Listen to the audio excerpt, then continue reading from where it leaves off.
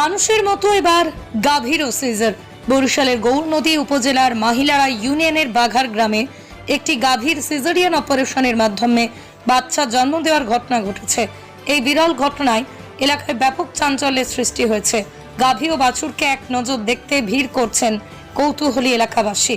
গত 13 এপ্রিল গভীর প্রসব ব্যথা শুরু হলে গাভীর মালিক শঙ্কর হালদারের স্ত্রী পারুল হালদার এআই টেকনিশিয়ান হেলাল উদ্দিনকে খবর দেন।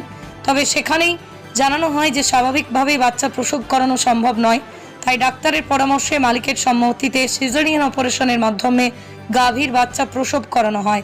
পুরো প্রক্রিয়ায় প্রায় 20,000 টাকা খরচ হয় জানিয়েছেন গাভীর মালিক। বর্তমানে গাভী ও বাছুর উভয়ই সুস্থ রয়েছেন।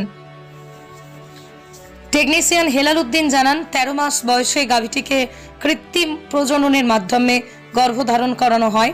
এরপর থেকেই নিয়মিত পর্যবেক্ষণ করতাম। 13 এপ্রিল প্রসব ব্যথা শুরু হলে খবর পেয়ে যাই, তবে স্বাভাবিকভাবে সম্ভব হচ্ছিল না। পরে ডাক্তারদের ডেকে সিজার করানো হয়। গৌরনদীতে এটিই প্রথম গাভীর সিজারিয়ান ডেলিভারি।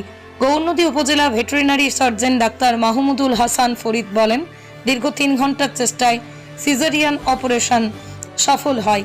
গাভীটি তুলনামূলক কম বয়সে গর্ভধারণ করেছিল, বাচ্চাটিও পরিপক্ক ছিল, তাই স্বাভাবিক প্রসব সম্ভব হয়নি।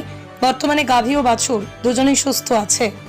জীবিত আছে, ভালো লাগে না? দোয়া করুন না সারে ভালো থাক। আবার যদি কোনো সময় এরকম বিপদ আহে সারের আবার আনমু না। আবার আশপাশ যদি এরকম কারো গরু রয় তাই আম করতে এরকম ফোন নাম্বার নিয়ে